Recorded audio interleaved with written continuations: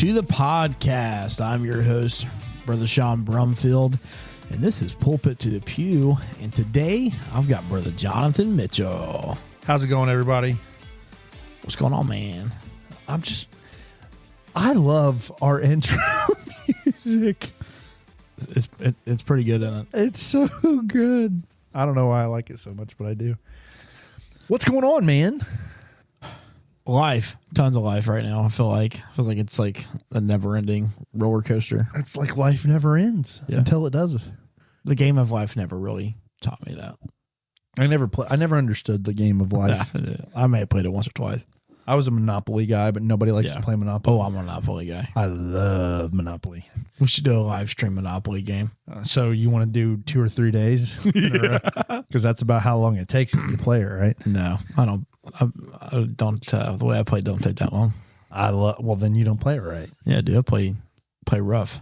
No, so you fight. Play hardball. Yeah, absolutely. I love Monopoly. It's one of my. It's like my favorite board game. But now that I'm an adult, I kind of understood why my mom didn't like to play it because it's too much like real life. Yeah, you play board games to like escape, but Monopoly's like. Did you ever see like this family that's playing Monopoly? It's a little real, and there's this little boy crying in the corner, and they're like, I think his name's like Jordan. So what's going on, Jordan? I have no money. Why, Jordan? Taxes. Yeah, like there was I can relate. I don't think there's like even landing like on a person that owns Boardwalk with a hotel, which is like the highest thing you can pay. There was nothing worse than when you pass go and got your $200 and you landed on the space. It was like you either pay $200 or you pay, I think it's like what, 70% or 10% of whatever you have money wise or whatever it is. I got to the point though where I got old enough where most of the time, like most people are like, they don't want to do the math, so they'll just pay the $200 and forget.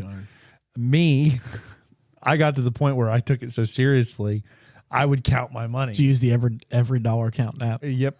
Pretty much. And I would Dave Ramsey of Monopoly. Yeah, pretty much. that was me. I love Monopoly. I was pretty ruthless. My brother, on the other hand, he would be like, if he would land on my property and like didn't have the money, please, Sean, please let me just get to buy this one time. I'll let you land on me 7 times if you just let me not have to pay you this one time.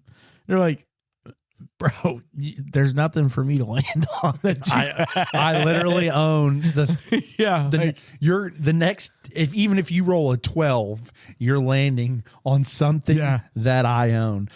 Let me ask you this, since it's a Monopoly question, riveting content here. What is your favorite thing to own in Monopoly? I like the Reds. I like the railroads. No, I don't really care. I was a railroad guy through and through. Loved them. No. The light blue, I think it's Continental, Oriental. I don't remember names. I remember the blue one, the dark blues, Park Place and Boardwalk. If I could get the Reds was good. I liked the light blue, getting those. I just like to own the corners, like the outer corners, like closest to the edges. Yeah. I think if you own a corner of the board, talking strategy in Monopoly, wow. No, I loved Monopoly. I couldn't get into Clue. I never played Clue, never played Life. We played Trouble. I played Trouble. And then it wasn't like Chinese. It might have been like Chinese checkers, but like Othello. I don't know. The white and blue one? No, this was multicolored. It was like checker. I don't know. It might have been Chinese checkers. And the stars, like a show with the star. Yeah, I think that is Chinese checkers. Yeah, we played that. Trouble was fun. The kids are now that my kids are old enough, they want to play like Hungry Hippo, which is fun. There's one like Sleepy Granny or whatever, where like you're on a board and there's the granny's asleep on a recliner and she's holding a tray of stuff, and you like land on a thing, and then you get a piece of it, and then you open it, and then you put it or whatever, and then you have to hit, if you land on a specific, you have to hit the button to like wake her up. It was almost, and like if she wakes up, then you lose all your pieces. I don't remember what it's called, but something granny. I don't know. It was fun. The kids love it. What was you regular checkers too, or? Yeah, I played regular checkers. What about chess? I prefer chess. Chess is a way better game. I think chess is way better. I'm not good at it anymore. I actually got pretty good, but I stopped playing because I didn't have anybody that wanted to play with me. So Yeah, and if you had an iPhone, we could still play, but you don't have an iPhone. So just get chess.com app. oh, that's true. I like chess because it's such a strategic game, and I like thinking and like the strategy portions of it. Yeah. I love chess. It's one of my favorite games, but I don't ever get to sit down and play. I mean, I showed you my custom board that I have, but like, We should do that as a fun thing. Just me and you playing chess. oh yeah, I'm good with that. I would be down. You'd probably beat me, to be honest, transparently. I was getting to the point though where I was like studying openings and wanting to do openings. Yeah, I did too. And all that memory is gone now. I just like, I want to move this piece here and this piece. Did you have a specific opening that you liked? We're going to make people so bored. We'll have to get off this real quick, but I don't remember the opening I did. I like the London. I like to try and open. I like to try to get my knight moving as quick as possible, Yeah. if I remember The correctly. London's good for that too. Yeah, I think it was a variation of that specifically, but whatever I could do to get like the knight moving around and playing and stuff like that. All right, but now that's enough. Yeah. So I do have to tell you this.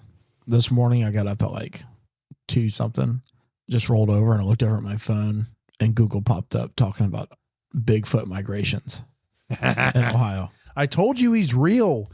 But here's the thing though.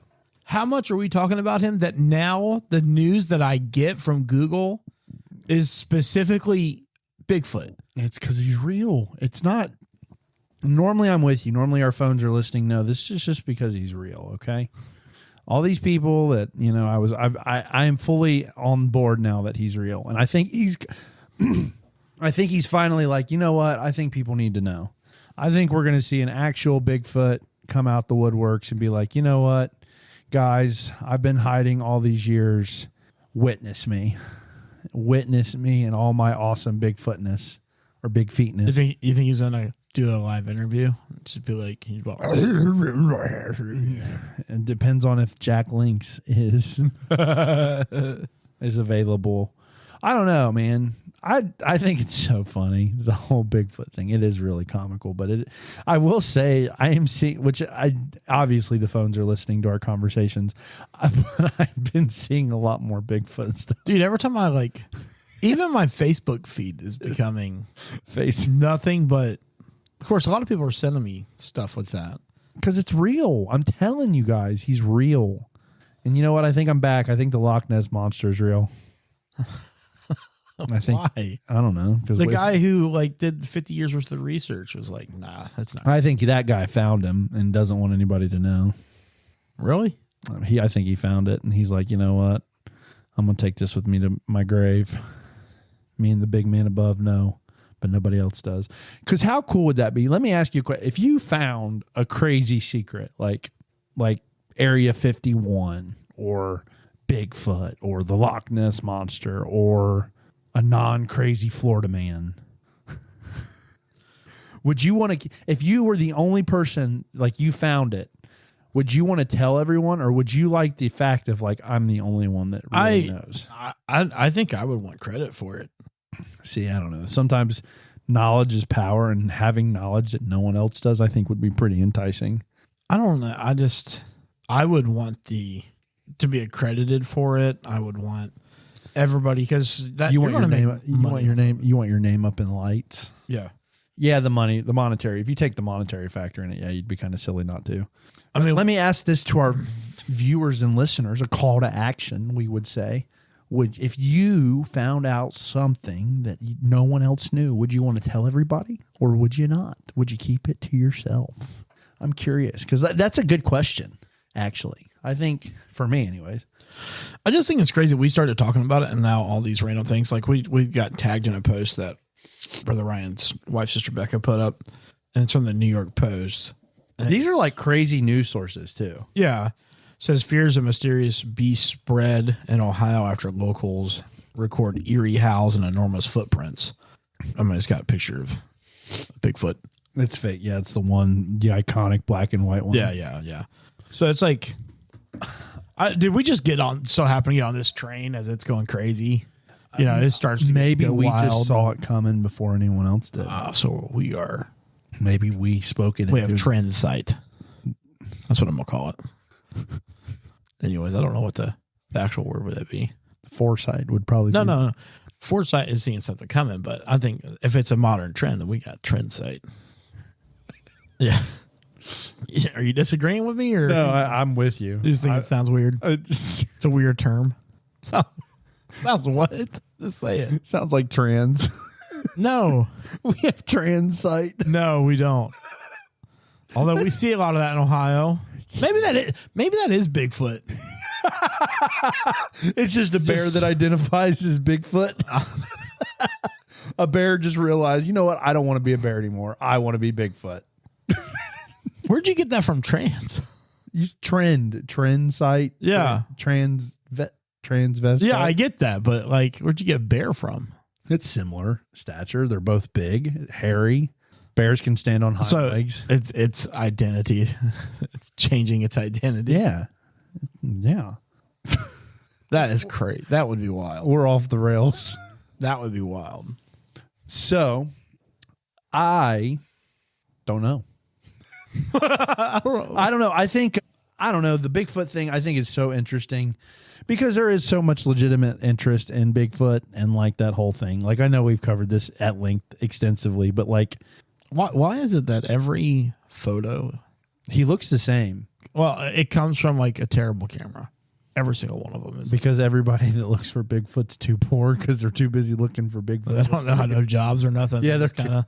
they can't afford the Kodak, like the camera that you'd roll like that. That's what it looks like it came out of. Exactly. That would be an even better camera than what they have now. I mean, You know what's interesting though? Like you think about, like I was looking at old YouTube videos that I used to watch when I was a teenager, and I'm like, how did I watch this? Because the video looks so pixelated and so bad. But if I put myself back in those times, it's like, man, this quality is so awesome. It's good. But now I'm like, it looks horrible. yeah. You know what they say though, is that video is pretty important, but they say if your sound's not good, that you'll turn it off before the bat. Like if you can hear it good and they're explaining something right, like you'll stick out whether they had like compared to a high quality video and terrible sound. I think sound's important. Well, because with like visual, it's just your eyes. But like if it's bad audio, it goes directly basically to your brain. Like I think one of the things I've been proud of with us is like ever since we started, I think we've had a pretty good sound. Like I think we've sounded really good, which I give you a ton of credit for on that one. You put a lot of research and effort into it. But I just think, because believe it or not, most of the time if I play a video, like I don't even watch the video. If I'm mowing the yard, or like if I have work I'm doing and I can actually take a second, like I'm not looking at the video, but I can put it down and I can just listen. If it's got bad audio quality, like I'm not going to listen to it. Yeah. I don't care what the video looks like because most of the time I don't get a chance to look at it anyway. There's a lot of things that I've listened to or I've tried to listen to, and like I can get over some visual things that like don't look perfect. I mean, like, although I will say that was one of the things that set me off when we were doing video, was it was really hard to get it to look nice, which we've got to get back on that. You know, I'm sorry guys. I know I promised at the beginning of the year I was going to do better, and I just have not been any better. But to be fair, like you've had so much transition. Oh yeah. And one of the cool things that I think the video, like us with what we're doing and like where we're going to be moving the podcast setup to, I think that's going to open it up more for video. Because it's hard with because we were using multiple cameras and trying to get the angles correct and stuff like that. Where I think that the new setup is going to be the way kind of we're talking about spitballing, you'll be able to use one camera. Yeah, hopefully. And like I think that'll be easier to try and get, because you were using two different cameras. Yeah. And I've never done any of the editing. I've wanted to sit down and watch you do it with the video. How hard is it to with the synchronization of the video and audio, synchronizing and making sure? Because the one thing I will say that gets on my nerves is if I'm watching a video and the audio is off sync from what I'm hearing in the video. It drives me up a wall. It's not too hard with the programs that we have, because you just number one, all our audio is recorded twice, right?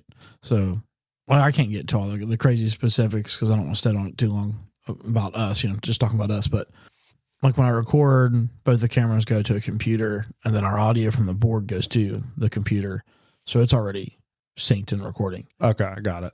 Got it. The hard part though is when you have two videos going and you accidentally hit the delete button and you lose Half your footage.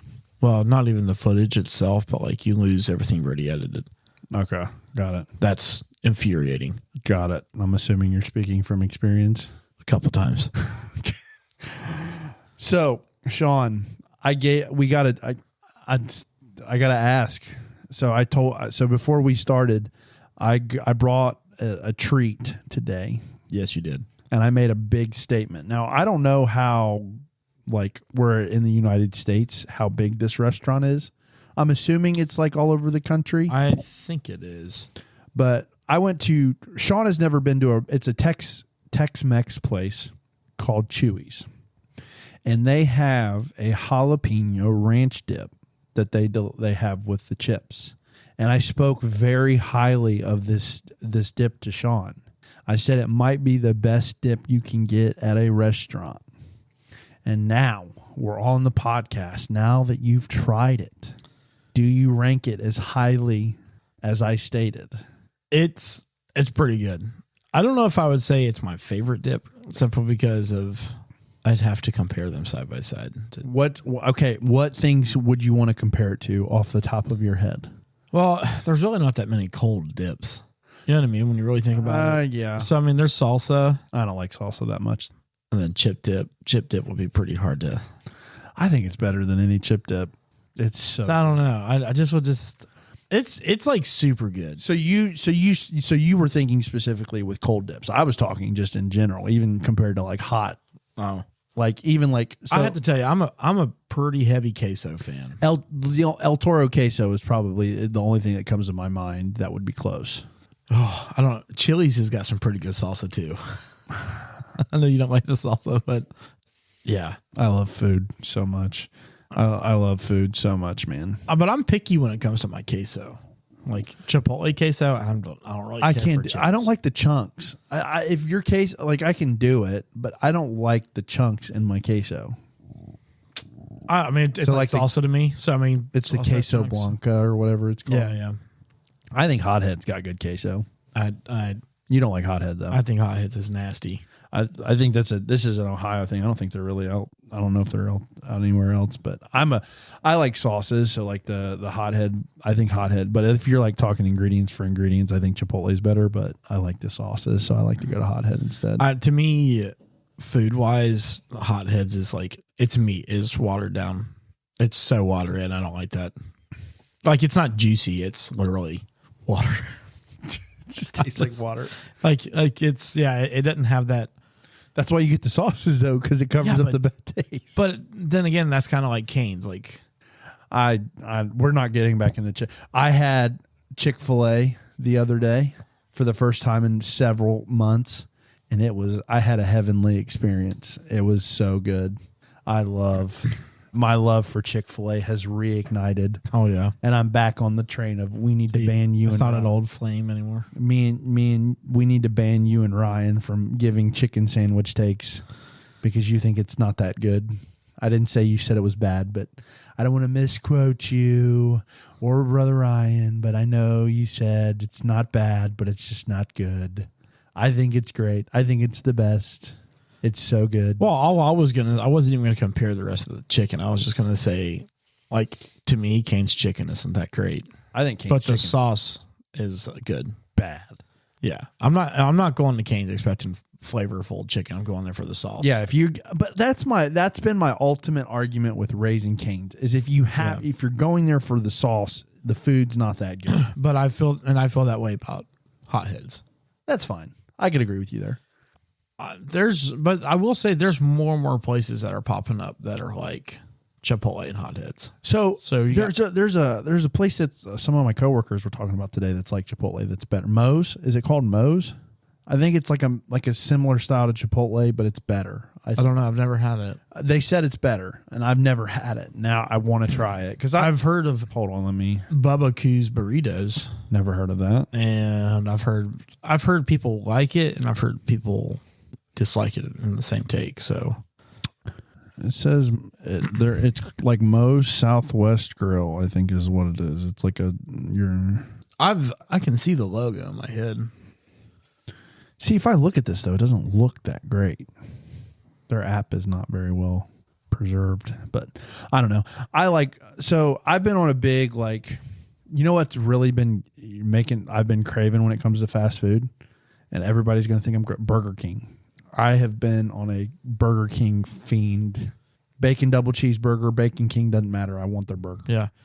I mean, we've talked about it before. I do enjoy a good Whopper, but Burger King is not my first place that I want. Normally it's not for me, but it's pretty good. I have been on the chicken snack wrap from the snack wrap from McDonald's. I like so it. Good. I like it, but it just doesn't remind me of the old one. I think the old one was better. I can't ever say that I really know or can recall what the old one tastes like. To me, it tastes like a chicken twister wrap from KFC from like the early 2000s, and that's why I go back and get it, because that KFC hasn't brought that thing back forever. KFC's got some underrated food besides The bowl. Their bowl is so good. Get the corn out of it. So good. I'm sure we've talked about this before, but when you go to eat and you got like a meal like that, that's kind of would be considered sloppy. Like, do you mix stuff together? Yeah. Like, to me, corn just belongs in mashed potatoes. I don't like the corn though. I get the corn out. I don't get to eat. I don't eat the corn. I don't know if we could talk anymore after that. I don't like corn. I just don't. Dude, that's crazy. So I don't. I just don't. I don't like it. I don't like it at all. It's weird. I know it's weird, but like I can't help it. I just don't like it. I think it's a texture. I don't like kernels. I think it's a texture thing with me with corn.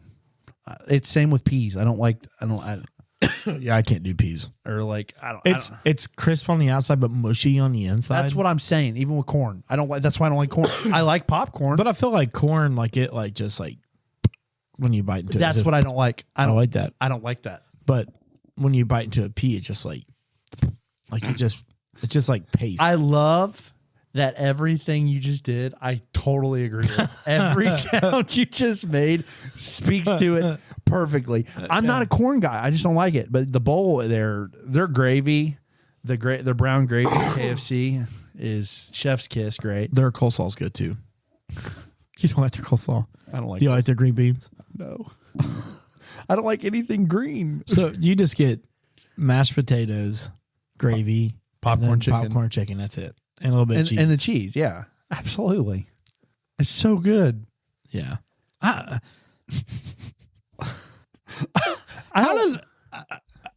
We agree on so many things, but when it comes to food, we're like complete opposites. I know. I'm opposite of a lot. My food takes are generally probably the most disagreeable thing about me, I would say. I think for the most part, my takes on and my look on food is probably the most disagreeable thing about me. Yeah, I'll go with that. Because like I'm pretty like the Waffle House, dude. I brought that up today. Did you really? We brought because they at work. Yeah, the team building thing that we were doing for our group. Oh. We had to fill out a form of like it's like the most generic like what's your favorite this, what's your favorite that, what's a fun fact about you. And I said, I record a podcast with two of my best friends is what I said was my fun fact about me. And they were asking me questions like, what's it about? And I kind of gave them like, we're ministers. We joke, we err on the side of we err on the serious, but we joke a lot. And I said, the primary joke is like Bigfoot. And I give a lot of crazy things. Like I don't like Waffle House. And they're like, so you're never going to do numbers in the South. Is what they said. They all looked at me. They're all not. They're more like there's nothing better at than Waffle House at 2 or 3 in the morning. When they're drunk and all that. Yeah. But which, like I said, whatever.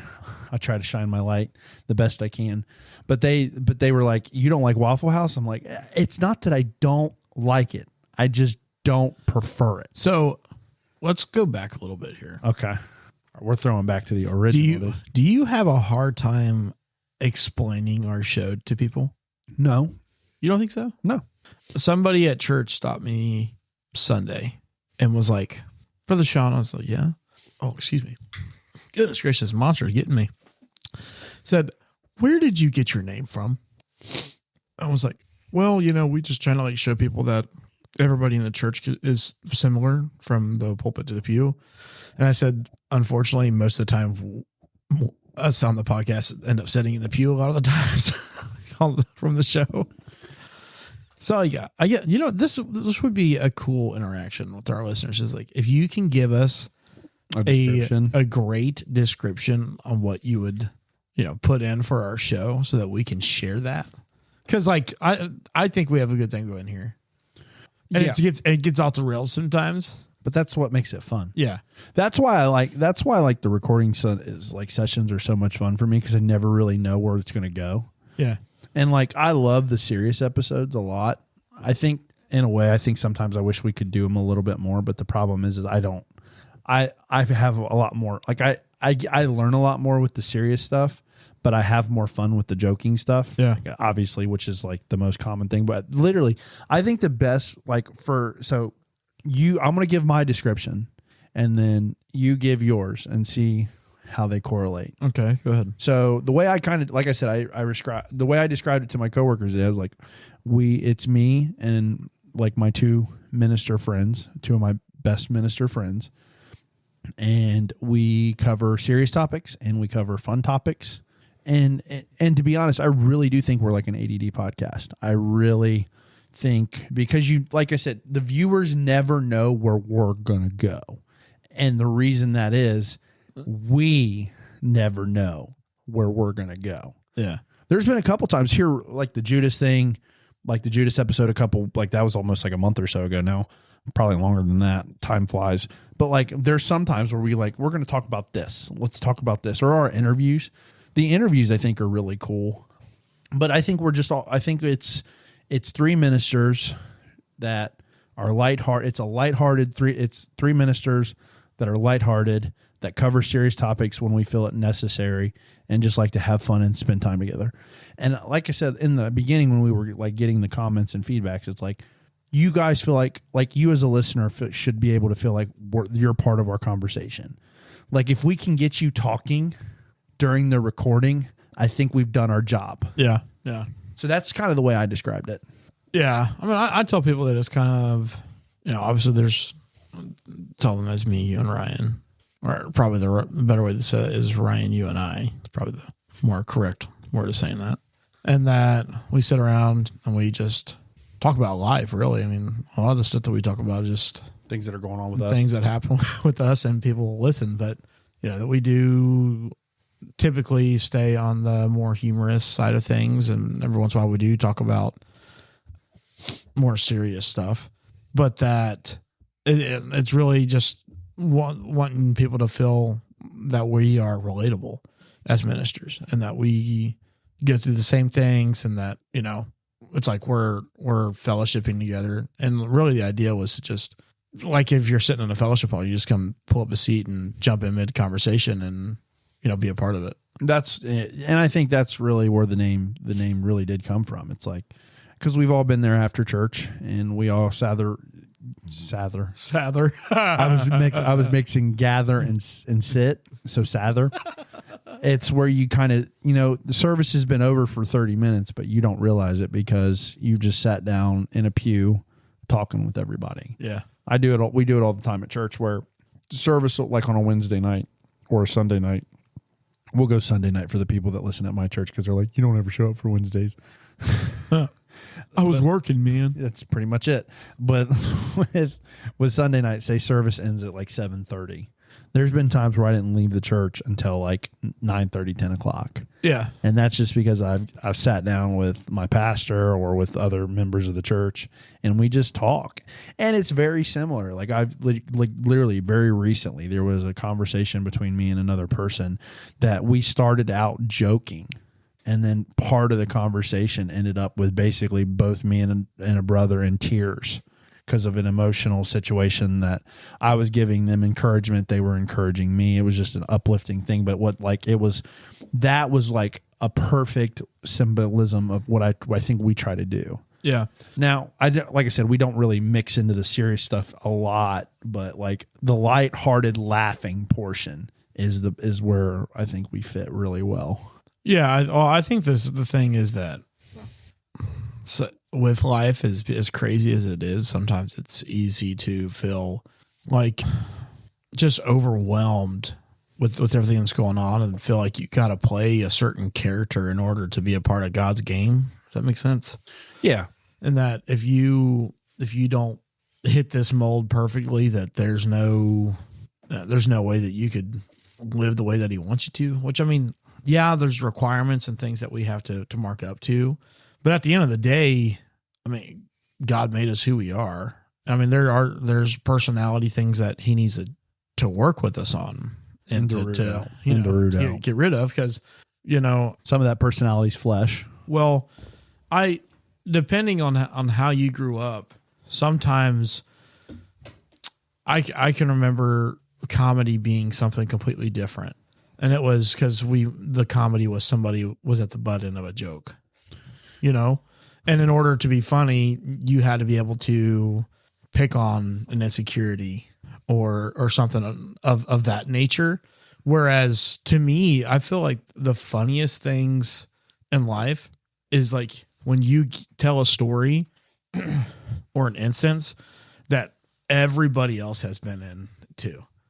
Yeah, that and that relatability. Like when a comedian gets up and he's talking about, going through the drive-through and there's a teenager on the other end and they're like, "We're going to buy some fries, some hamburger," and you're like, "Oh, I just sat and listened to a guy today ordering my Big Mac or my Whopper," and that's like the stuff that hits home when you get into those. And I think what makes a great comedian is like the ability to tell a story. One of my favorite bits. Now, some people don't think he's that funny, but there are certain bits that he's done. Mark Lowry. Yeah. There's a certain bit he did this, and it's old, but like when Mom Had Enough. Yeah. The way he tells that story and how he paints the picture is hilarious. Yeah. And he didn't tear anybody down doing that. It was that's the part. And for me, like, I wasn't always a Christian. I think I've made that pretty clear. My humor, the way I developed my humor, it was in a lot of not great places. Yeah. Right. Like I didn't have a clean sense of humor when I got saved. And that's something that God has had to work on me through and pull me out of. And I realized that you don't have to be vulgar to be funny. You don't have to make fun of people to be funny. You don't have to like tear people down to be funny. Now, like I said, when you riff a little bit and you joke with like your friends, yeah, that's one thing. But like you said, I've been there where like you intentionally like hit somebody's insecurity, like something like say I told like for you, I'd pick on you for something you told me and like and confidence, and I like just roast you about that. Oh like, yeah, that doesn't do anything. That's just mean. Yeah, there's not really anything funny about it. Well, I think there's a difference between, when we are, I'm trying to think what the right word is as far as like when we're joking with each other about each other's like specific qualities. Like there's just some things like us talking with making fun of Brother Ryan because of the way he talks, and then it just so happens that starts rubbing off on me that I can't talk. Neither one of us can talk. And that's another thing about our show is we just don't know how to talk. We can't spec. So so compared to like somebody who absolutely can't control how they talk. Yeah. Versus like somebody tongue tied or like speech impediments and stuff like that. You know what I mean? Yeah. I think is true. Or like because it looks like bullying at that point. It turns into a little bit of a bullying. And I think that is, I don't think you want to be that. You want to be looked in that light. I don't think God looks at that. A laugh at somebody's expense. Like, I'm not talking about like your buddy falls and you just start laughing and he like dumps all his chicken nuggets on the floor. Right. I mean, that's hilarious. I want to make sure you're okay. And then I'm going to laugh. And honestly, I might ask you while laughing, you okay, dude? Remind me to tell you a story in a second, specifically about dropping chicken nuggets. Okay. And I will, but continue on the serious train and then I'll. So like, yeah, the cost of somebody's, believe it or not, no matter what we say, people go home and think about. You know what I mean? Yeah. If if you were to make fun of my weight as a joke, there still might be a time that I might sit back and think of, man, Jonathan really thinks I'm fat. Yeah. And I'm not saying that I think that. I mean, there's things that like we can get away with because we know how each other are. But like to me, I don't really care if anybody thinks I'm fat. I know I'm fat. You know what I mean? Same. I'm going to be the first one to rip off that joke. Yeah, same. Absolutely. So, but like if you were to say that to somebody else that it really is an insecurity, Yeah. and they start thinking about it, well, you've already started a battleground inside the mind. And then it just turns into escalate because it can escalate. Because if you touch on an insecurity, most of the time there's going to be somebody, because your natural fleshly instinct is like, I'm going to retaliate and I'm going to hit you on one of your insecurities. And then it turns into a rip fest, and it's like, oh, that was because like people tend to act like they're thick skinned, which I think like for you and me, we are thick skinned. Yeah. Like I think, I'm not saying that we're overly sensitive, but there's been times like where it didn't bother me, but like the fact that I gave it a second thought means it probably did. It kind of like bothered me. Yeah. And I'm not talking about like me and you specifically, but like fairly recently it happened like with me and you both. Yeah. And it was like, it didn't bother me. I meant it when I told the person it didn't bother me, but on the way home, I was like, man, like maybe I shouldn't have said that, or they shouldn't have said that to me. Like it did, like, oh, it made me reevaluate something about myself. And it's like, did I do it did this wrong or did that wrong or whatever? And it's like, maybe it did bother me. Right. So like, it doesn't bother you. Like it does. Like, I'm not one that holds a grudge. And to be honest, a lot of times what I've done is if somebody gets picked on in front of me, I generally try to bring the attention to me. I'm very self-deprecating. Like I make a lot of jokes about myself. It's one of the things that I've always done. Cause I don't, like I said, for me, it's like a jester type thing. It's like, I'm going to bring the attention off of something bad. I want you to look at me and laugh at me. Haha, I'm funny, whatever. So, but just because somebody's self-deprecating doesn't always mean that it's like, okay. Yeah. But sometimes anyone who has insecurities and jokes on themselves that hard sometimes, or for the most part, is trying to hit that joke before somebody else does. Yeah, I think it's a defense mechanism, and I've been there. Yeah, that's what I was trying to say, and I couldn't think of the word. That it's when you get into a place where all you can do is you want to make people laugh, but you make yourself the joke. It's because I don't want anybody to talk about it but me. Yeah, don't touch that. That's mine. Yeah, and if I do friendly fire on myself, then there's nothing for you to. You have nothing. You're just building on top of. Yeah, you can't. Nothing you can do. I can speak to that personally. Absolutely. I've done it. I've been that. That's like I said, if I make fun of myself or I make myself the butt end of the joke, you can't do it. Yeah. And I'd much rather me do it than you do it. Because like you said, because it's self-deprecating, but it's also self-preserving. Yeah. And it's not a healthy self-preservation either. Yeah. And the thing I think with it is also like, if you don't want the other person to perceive it, but you automatically think it's a perception. Yeah. And if they make fun of it, it's like, oh, I really am this. I used to do that in high school. And looking back, I really wasn't that big in high school. But I kept telling, I would make the joke, oh man, I'm just so fat. And then people were like, you're not really. And there is certain aspects of that where sometimes people do it to fish for like that. Like, yeah, and to be honest, it probably was. I was already. You wanted that gratification of somebody saying, "No, you're not." I mean, I was already feeling low about it, but then like, well, now if I could look at high school me, could look at me now, I'd be like, that guy is humongous. Like, you know what I mean? Like, and then I'd be looking at him and be like, that's a good looking dude. You know what I mean? I'll be walking around going, how you doing? Yeah, that's true. I mean, and like I said, I think it's a mixture of all of those things though. I think when you're self-deprecation, like in the self-deprecating jokes about yourself, I think some of that is true. Like there's an aspect of you do it so nobody else will do it. You do it because you're fishing for kind of like you want like, no, you're not. You want that. You want your ego petted a little bit. And then I think the main thing is like a perception thing. You don't want people to perceive that. So, but even though you put on the perception that you are that, it's like reverse psychology. Like if I say, haha, I'm fat, haha, maybe you don't think I am. And Yeah. now it's like, no, you're not. And then Let me just test this out and see what people really think about me. yeah, you throw it out there, and Yeah. because it's just all mental. Like the mind is such a wonderful, disastrous thing. Yeah.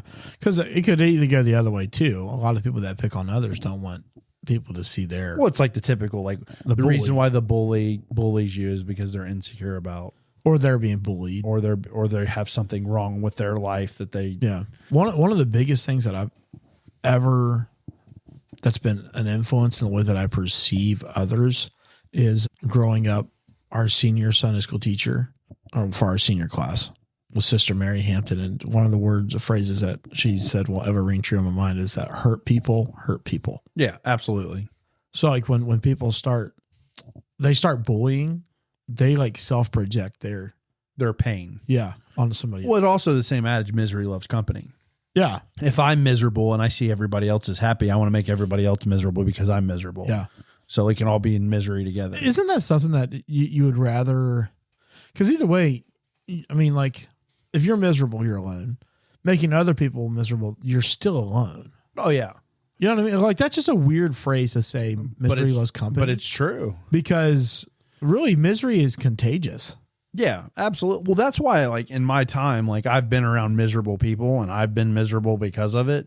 And then there's been times where I've been miserable and wanted to be around. I like, you also look for kind of that, but most of the time, if I'm miserable and I'm in a miserable place, I try to get around happy people. Yeah. Not to, which it may seem like I'm trying to drag them down, but no, I'm trying to hopefully like get that, like, Yeah. Hopefully- They'll rub off on me with like it. some of the happiness on me. Or they'll say something that'll make me.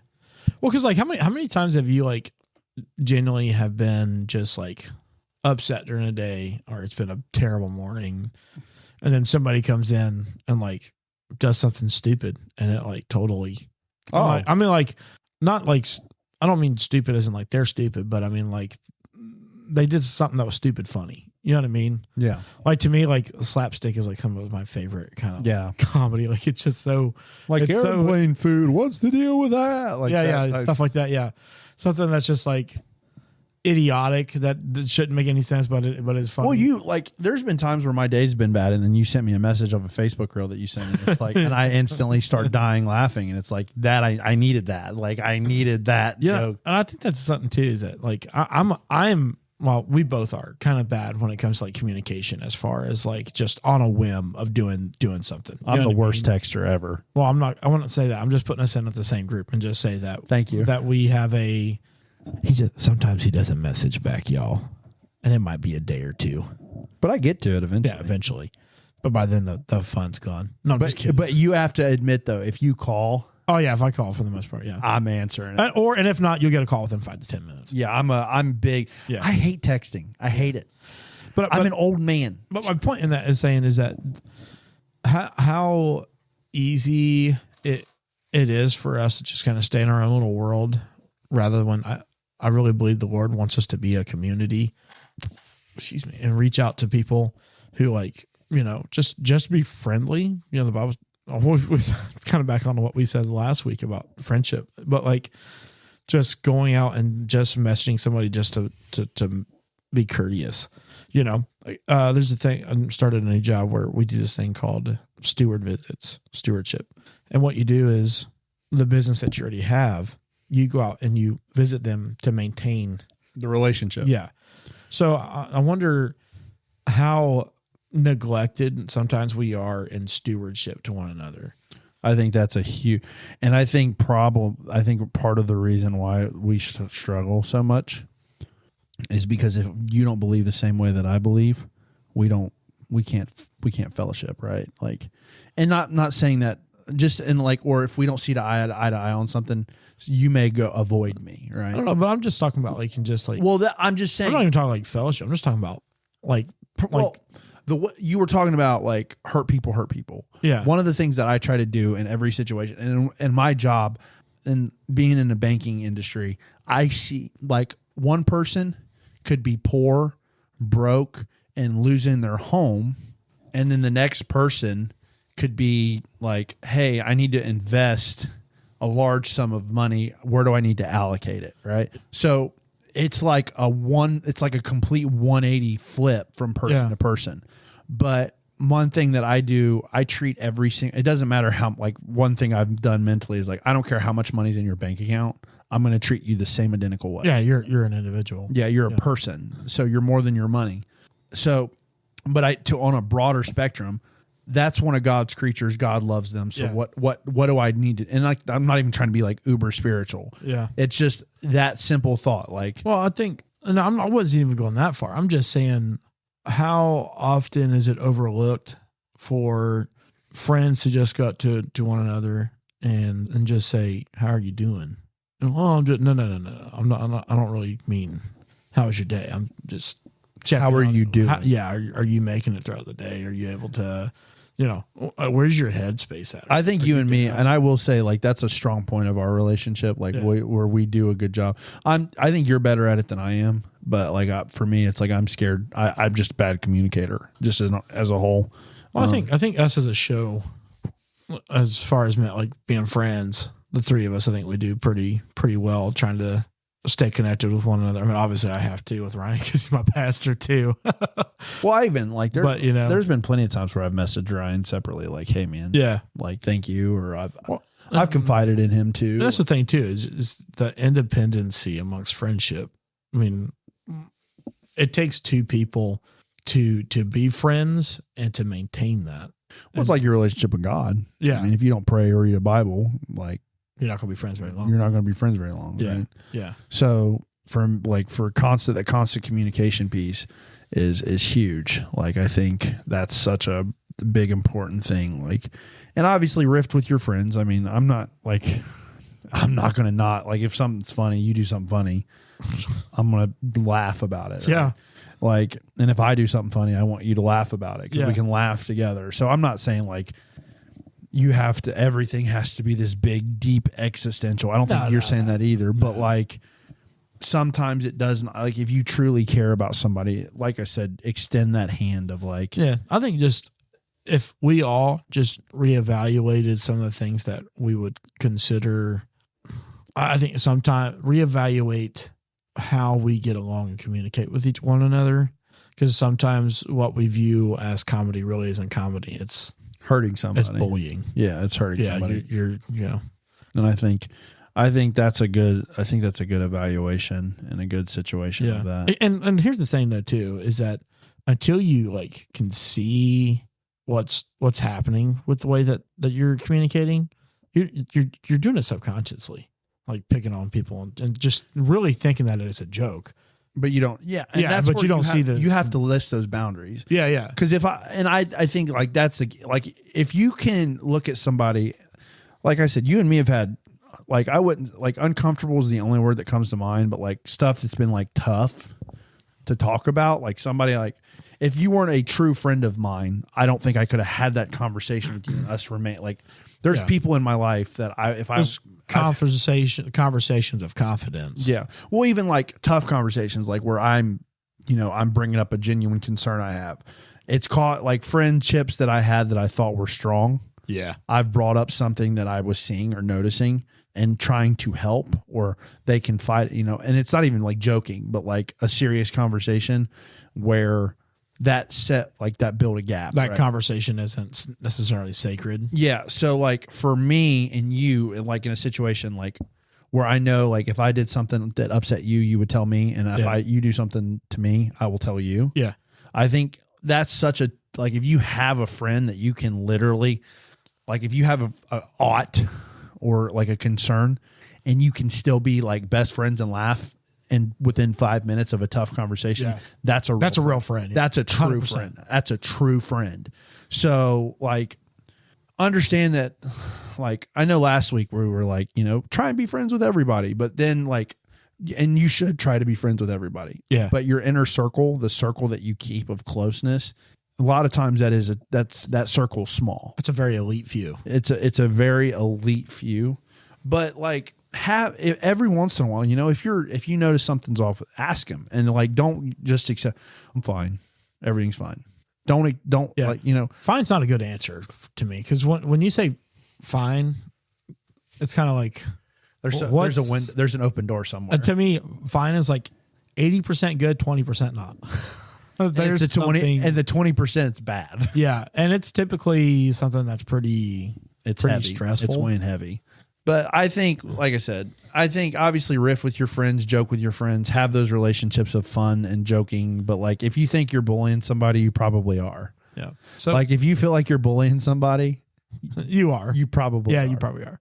So not to close out on serious, but you want to tell me your chicken nugget, So, and then we'll close it out. on a lighthearted note, Give some people a fresh breath of air. it's ironic that you said spilling chicken nuggets. How long ago is this? Long time ago. 1920, and I'm 33. So you're talking like 13 years ago. Yes. Jared, my cousin, who I've talked about a lot, we had went to church, and my cousin Katie and Emily at the time, we were all hanging out or whatever, and we went to McDonald's. We had all went to Spalding Road, and there's a McDonald's around there, and we went. And it was like 11 o'clock at night. So like this is pre-COVID, obviously. This is pre-COVID.